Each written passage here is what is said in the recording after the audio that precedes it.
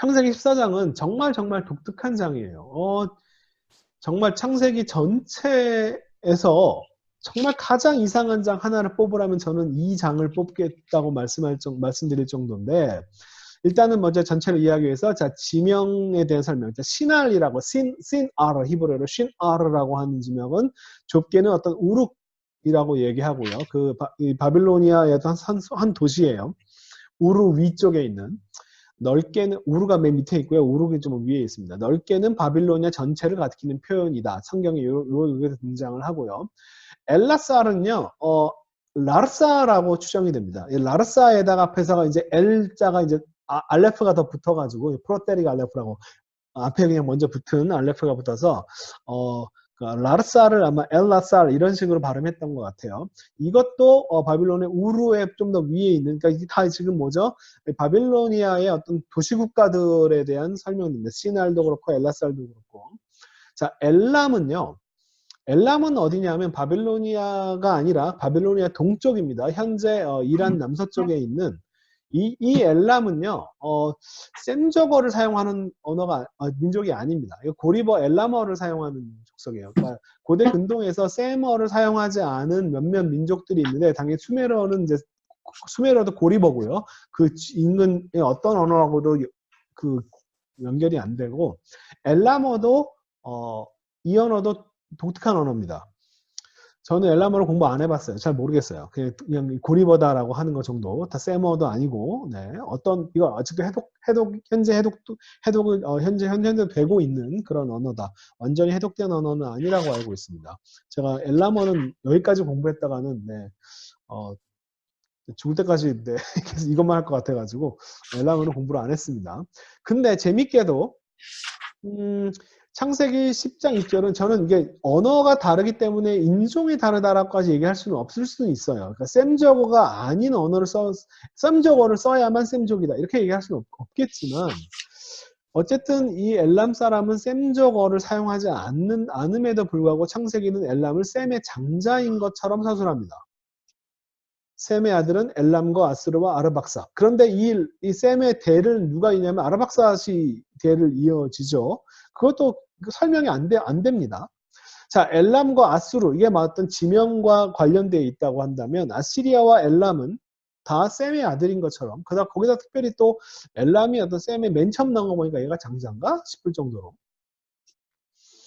자, 이렇게 되어 있습니다. 아주 독특한 형태예요. 근데 셈의 아들이 엘람인데 왜 셈의 이 장자로 대를 이게 만약 장자라면, 맨 처음 나왔다고 해서 장자라면, 왜 얘로 대를 위해 안 이어간지는 아무런 설명이 되어 있지 않죠, 성경 자체에. 자, 그 다음에 이제 고임왕이라고 하는 이 고임이 사실 문제인데, 뭐냐면, 여호수아나 사사기에서는 이 고임은 가나안 지역의 작은 고을을 묘사합니다. 근데 지금 이 상황에서 이 고임은요, 저는 이 가나안 지역의 어떤 고을로 도무지 볼 수가 없습니다. 왜냐면 가나안 왕이 아니거든요. 이 창세기 14장 고임 왕의 디달이라고 하는 사람이 이제 티드알이라고 나오는, 티드알은 히타이트의 투츠할리아로 보통 만학자들이 이해합니다. 그러니까 투츠할리아를 დიდ알이라고, 이게 დიდ알 이렇게 티드알 이렇게 쓴 거예요. 티드알, 투츠할리아. 굉장히 히타이트는요, 굉장히 대단한 왕국입니다. 그러니까 이 지금 청동기 시대에. 근데 이걸 이해할 수 있는 방식은 뭐냐 하면요, 이거예요. 그러니까 청동기 시대에 이 굉장했던 이 히타이트가 청동기 시대가 1200년도에 멸망을 하면서 다 없어져 버려요. 그리고 소수가 이제 이 가나안 지역과 메소포타미아 지역, 그 하란 그쪽 지역, 요런 데 이제 이렇게 조금씩 살기 시작하는데, 아마 지금 이 여호수아와 사사기에 등장하는 이 고임은 아무래도 그 철기 시대의 그 상황을 나타내는 것 같아 보이고요. 지금 요 이야기는 청동기 시대의 히타이트 왕을 얘기하는 것 같아 보이기도 합니다. 어쨌든 지금 이게 하티라고 하는, 이게 지금 터키 이쪽 지역이고요. 이 하투샤가 여기가 이제 그 히타이트가 대단한 대제국입니다. 청동기 시대에는요, 총 이렇게 미쓰리 이집트가 있고요. 그 다음에 히타이트, 그 다음에 아시리아, 바빌로니아, 그 다음에 여기까지 엘람이 이쪽입니다. 요 다섯 왕국이 이 가나안 전체를 지배하는 대규모 엘람은 사실은 너무 이쪽에 떨어져 있어서 엘람과 이쪽 간의 교역에 대해서는 별로 기록이 없고요. 기본적으로 이 이집트의 이제 그 아케나텐 시대에 편지들을 주고받은 거 보면 주로 히타이트와 아시리아와 뭐 여기까지 엘람과 주고받았던 것은 제 기억에는 별로 없어요. 제가 그걸 문헌을 읽어본 기억은. 그래서 아마 엘람은 약간 요 전체 이 중심지에서 약간 벗어난 지역이라고 이해하고 있고요.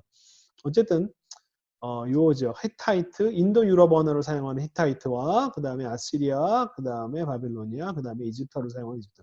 여기는 이제 여기는 상황에 따라서 이집트가 강대해지면 이집트의 영향을 받았고요. 히타이트가 강대되면 히타이트의 영향을 받았습니다. 여기 위쪽에 우가릿 같은 경우는 우가릿은 히타이트, 센저건데 인도 유럽 언어를 사용하는 히타이트의 영향권 안에 들어가 있었고요.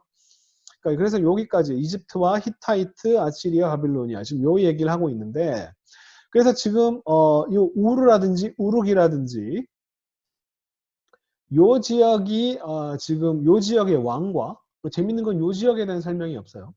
지금 이 히타이트의 왕 투탈리아 고임과 그죠? 지금 그다음에 엘라망 지금 이렇게 이 지금 가나안 지역을 이집트를 제외하고 가나안 지역을 둘러싼 이 강대국의 왕들이 지금 연합군이 지금 쳐들어왔다라고 얘기하는 거예요. 이거는 엄청난 얘기입니다. 예? 그러니까 여기에 있는 왕들이 당연히 이 찌질한 왕들이 요 지도가요. 요 지도가 아마 BC 1250년경 지도라고 지금 아마 돼 있는 것 같은데 그렇게 돼 있지 않나요? 어디 보면 아니네.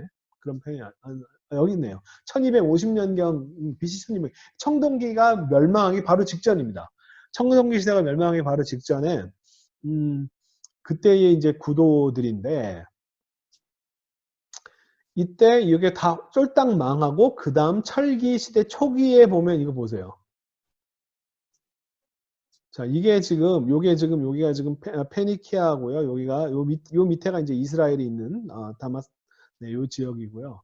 요거 보세요. 요게 지금 소위 말하는 그러니까 그 이쪽에 있는 히타이트가 다 망해가지고 다 지금 무슨 일이 벌어진 거냐면 네, 비트 아디니의 집, 네, 비트 아고시의 집. 자, 이제는 대제국이 아니에요. 대제국이 아니라 뭐냐면 이렇게 이 지역의 커다란 이 강대국들이 다 쫄딱 망하고 났더니 어떤 일이 벌어지냐면은 잡초들이 쭉 자라나기 시작합니다. 철기시대 초기에.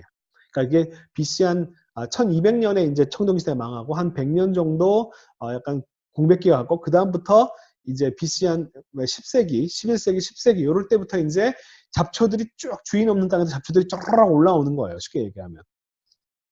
이 주인 없는 땅들에 이 잡초들이 쭉 다 주인이 이제 관리를 안 해주니까 쭉 잡초들이 올라오고 이스라엘은 사실 그 중에 잡초 국가 중에 하나입니다. 네.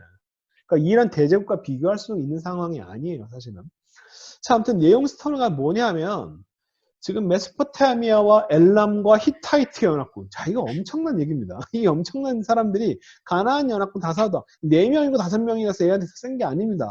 얘네들은 그 다음에 얘네들을 갖다 싸우는 당연히 얘네들 지죠. 당연히 질 수밖에 없습니다. 그런데 아브라함 318명을 데리고 얘네들을 다 무찔렀다? 라고 하는 것 자체가 일단은 현실성이 너무 떨어지고요. 뭐 실제로 뭐 하나님의 도움으로 뭐 이겼다라고 생각할 수는 있겠지만 지금 이걸 만약에 그냥 고대 근동 학자로서 이 사태를 객관적으로 시각을 바라보면 소위 말하는 말도 안 되는 얘기입니다.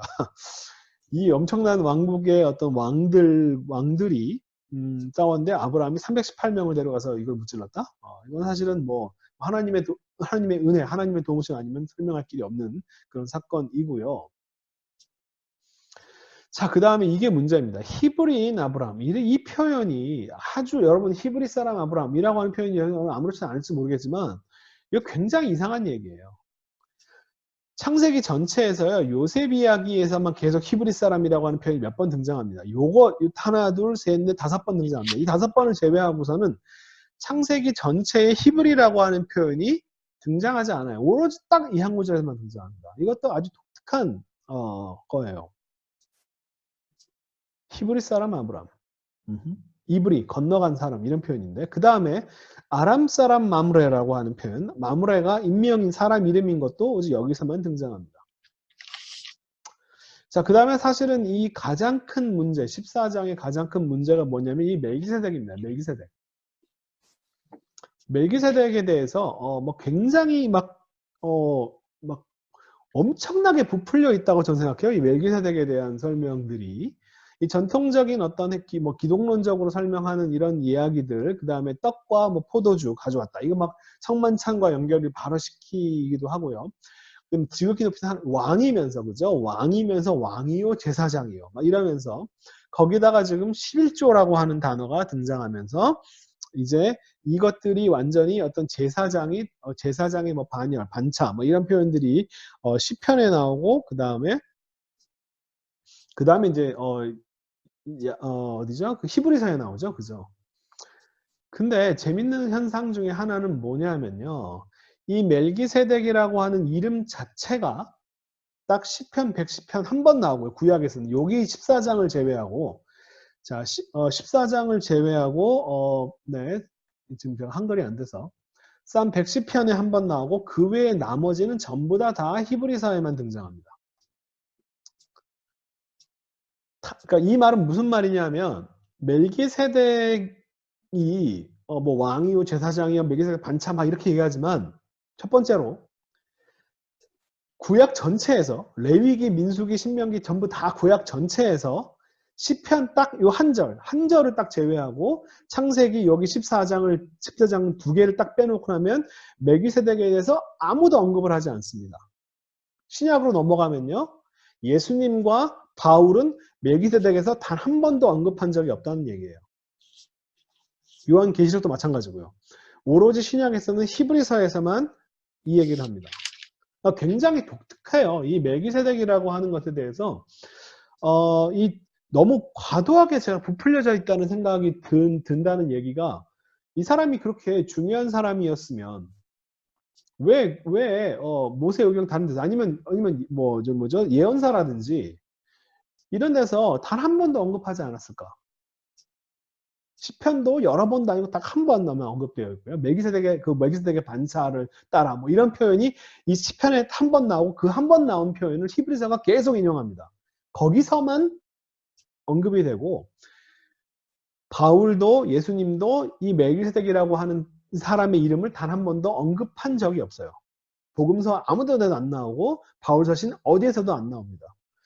근데도 이걸 왜 이렇게 막 강조해서 멜기세덱에 대해서 막 부풀려 설명하는지 저는 잘 모르겠어요, 개인적으로.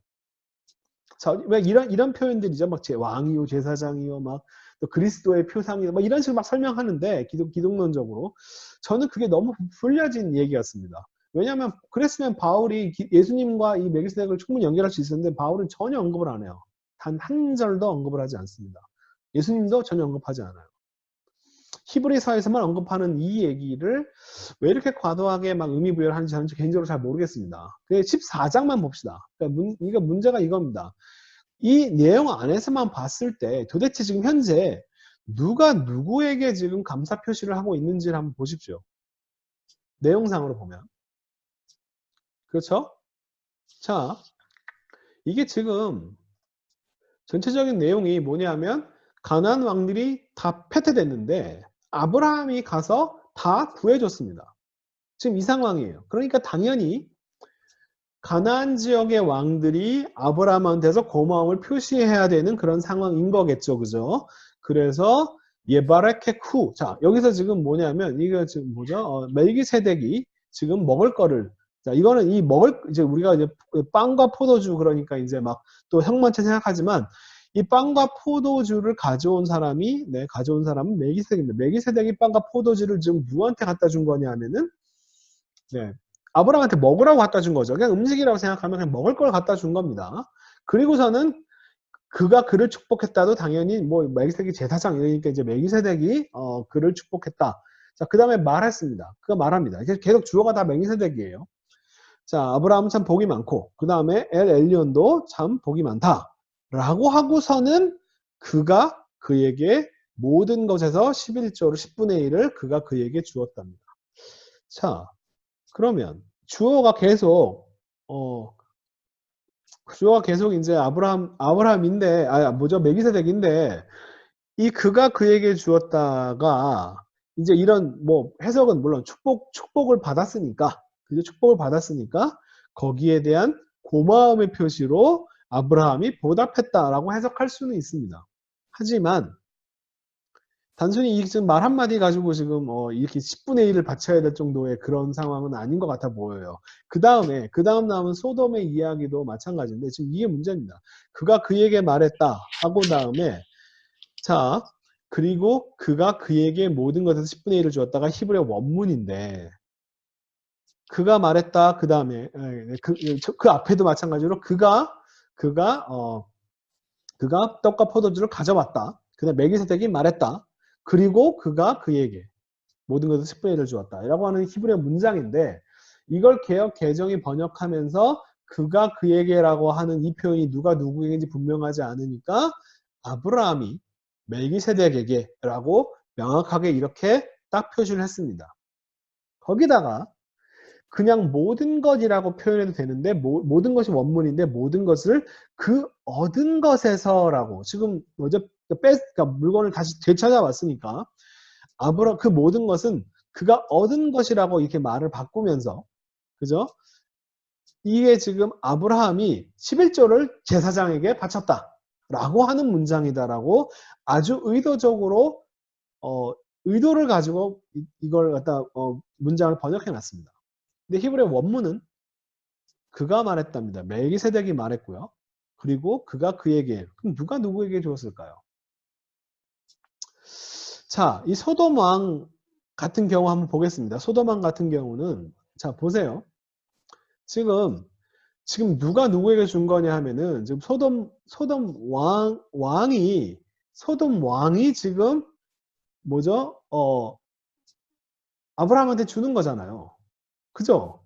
근데 내가 자 멜기세덱한테는 만약에 저는 이제 아브라함이 멜기세덱이 아브라함한테 10분의 1을 바쳤다. 자기가 고마움의 표시로 갖고 있는 것을 10분의 1을 주었다. 라고 해서 멜기세덱은 받았는데 그런데 소돔 왕한테는 안 받았다. 라고 해석하는 게 보다 더 매끄럽지 않을까요?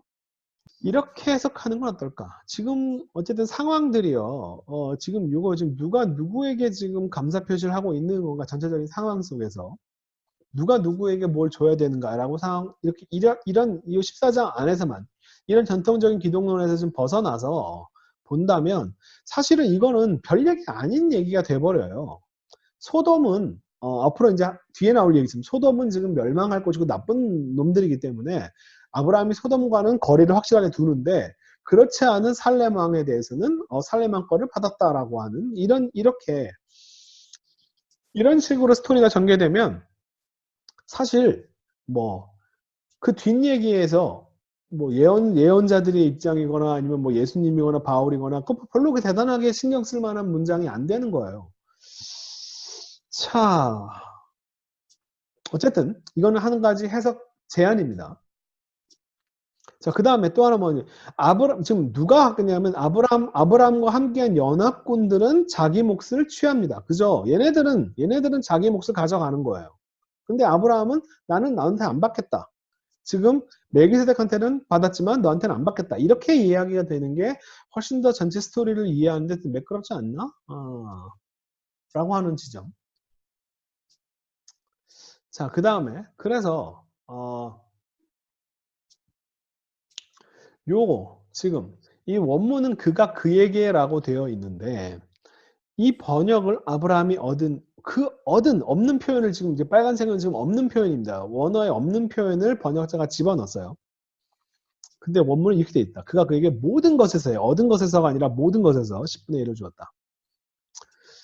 자, 또 하나 문제가 뭐냐면 이 천지의 주제시요 지극히 높으신 하나님이라고 하는 이 표현은 제가 앞에서 히브리어 설명하면서 했지만 이 표현 자체는 사실 히브리 사람들에게만 이스라엘 사람들에게 익숙한 그런 표현이 아닙니다. 이거 고대 근동에서 제가 바알 찬양시, 그러니까 바알에서 이제 엘신을 찬양하는 그 표현에서 똑같은 표현을 읽었어요. 그 다음에 페니키안 문화에서도 읽었던 것 같아요. 어쨌든 네, 엘 엘리온 꼬네 네, 샤마인 바레츠 이 꼬네라고 하는 이 표현이 창조하다란 뜻이에요. 네. 이걸 갖다가 천지의 주제라고 번역한 것은 이게 정말 뭔지 잘 몰라서 소유라고 번역해서 천지를 가지신 이렇게 번역한 것 같아요. 까나 동사가 형서 히브리어 시대에서는 구입하다는 뜻이지만 그게 그보다 더 이전의 가나안어라든지 우가리어라든지 봤을 때는 창조하다라는 단어가 이 단어가 쓰여요. 그래서 하늘과 땅을 창조하신 높으신 하나님 엘. 그러니까 이거는 이 엘과 엘 엘리온 이런 표현들은 이스라엘 어떤 그 야훼주의적인 그런 아이디어가 아니라 그냥 가나안 지역에서 흔하게 쓰는 표현이에요. 이 지금 멜기세덱이 이 엘 엘리온, 꼬네 샤마인 바레츠의 엘 엘리온의 제사장이다라고 하는 표현이 이 사람이 이스라엘 사람들이 섬기는 그 하나님의 제사장이다라고 볼 만한 근거는 사실 전혀 없어요. 고대 근동학적인 관점에서 보면 이 표현은 이거는 이스라엘이라고 하는 나라 생기기 전에 바알과 엘신을 섬기는 우가리 사람들도 다 쓰던 표현입니다. 그러니까 이 신의 제사장이라고 하는 표현이 얘는 뭐 야훼신을 섬기는 여호와를 섬기는 제사장이다라고 볼 만한 근거는 전혀 없어요. 오히려 지금 제가 얘기했지만 아브라함의 신앙 고백이라고 했던 게 뭐냐면 이거예요. 이 엘 엘리온 꼬네 샤마인 바아레츠가 누구냐면 그분이 여호와다라고 하는 내가 이 여호와께 손을 드느니라고 하는 건 아브라함 입에서 나온 얘기입니다.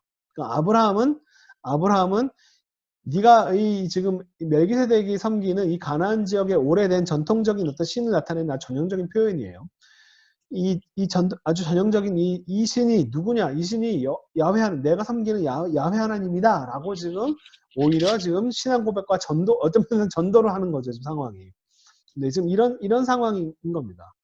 그래서 이 표현 자체가 우리가 이 표현 때문에 지극히 높으신 하나님의 제사장 이러니까 제사장 중에서 대단한 이런 역할 이렇게 생각하는데 이거는 아주 지극히 가나안 땅에서 여호와를 섬기는 신앙과는 전혀 무관하게 가나안 지역에서 원래부터 아주 오래된 흔하게 등장하는 표현들입니다. 그러니까 지금 이 멜기세덱은 그 원래 가나안 지역의 살렘에 바알 섬기고 했던 그 살렘 그 왕을 신을 섬기고 그냥 그 신의 거기 그 가나안 지역의 엘신을 섬기는 제사장이다라고 이렇게 생각하는 전혀 그게 자연스럽거든요. 그게 별로 이상한 표현이 아닙니다. 자, 아무튼 그렇습니다. 자, 이 멜기세덱을 이해하는 것도 그렇게 간단한 문제가 아니다라고 하는 지점. 그 다음에 제가 해석이 어떻든 간에 결론적으로 말씀드리면 이 얘기입니다. 번역자가 도대체 어떤 역할을 해야 되느냐라고 하는 번역자의 역할 문제인데 마지막으로 이 얘기를 말씀드리겠습니다.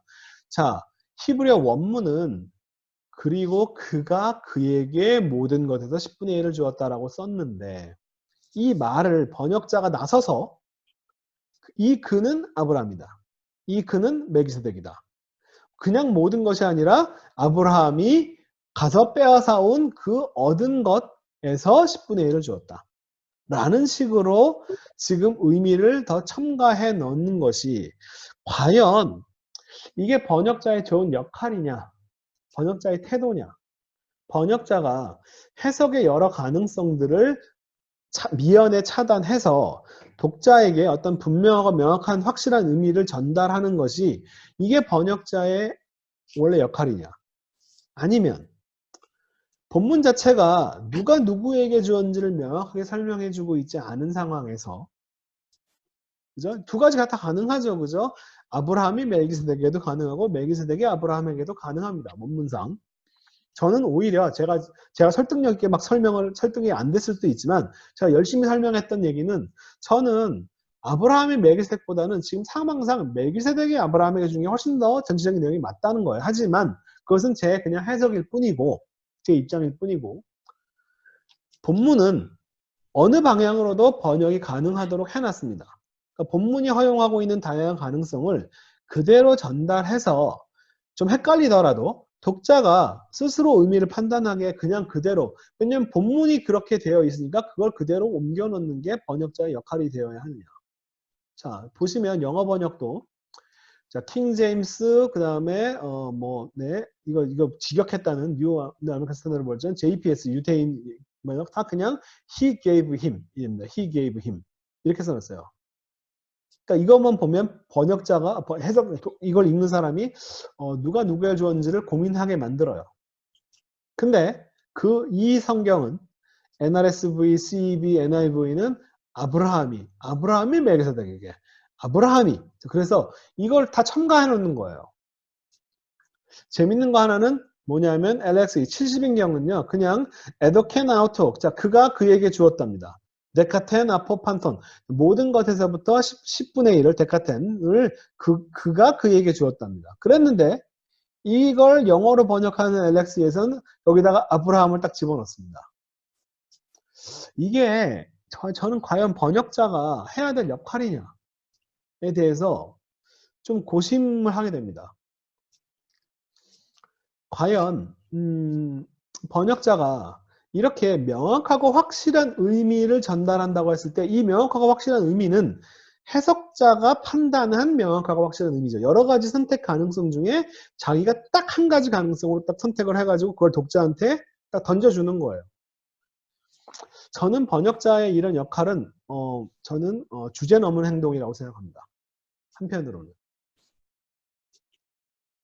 이거는 네. 번역자가 이 본문 자체가 갖고 있는 여러 가지 가능성들을 그냥 원래 본문에 되어 있으면 어쩔 수 없이 혹은 이거를 이걸 원문으로 써놓고 해석을 하든지 아니면 자기가 아브라함이 멜기세덱에게 라고 이렇게 써놓고 각주를 달아서 본문에는 그냥 그가 그에게로 되어 있다라고 표시를 분명히 해주든지. 근데 저는 그거보다도 그냥 원문을 이렇게 쓰면 되잖아요. 그리고 그렇게 되어 있는 번역들이 있습니다. 꼭 반드시 이렇게 번역자들이 주제 넘게 나서지 않는 그냥 본문 자체가 그냥 그가 그에게라고 되어 있는 본문들이 있어요. 이런 번역들이 있습니다. 저는 이 번역의 태도가 훨씬 더 좋아 보입니다. 네. 번역자의 입장이 자기가 나서서 해설과 설명을 해주는 역할이 만약 번역은 사실 선택인데 이런 상황에서 어떤 특정한 선택들을 너무 여기서는 과도하게 한 건가 아닐까라고 보입니다. 네, 이 본문이 허용하고 있는 다양한 가능성, 본문이 이렇게 여러 가지 가능성을 해서 가능할 때 그냥 그 자체를 그냥 최대한 그대로 번역할 수 있다면 그냥 그대로 옮기는 게 차라리 낫지 않을까. 이게 번역자가 해야 될 태도와 역할이 아닐까. 자기가 자기 목소리를 번역자가 자기 목소리를 내는 게 아니라 텍스트가 독자에게 전달될 수 있도록 중간에 다리 역할을 해주는 역할인데 그 다리 역할이 자기가 나서가지고 의미를 막 가르쳐주는 이런 태도는 그렇게까지 저는 번역자로서 바람직한 태도는 아니라고 생각합니다. 그냥 이렇게 놔두면 어떨까? 네. 지금까지 이 번역자의 태도에 대한 역할에 대한 어떤 고민들을 함께 나누었습니다.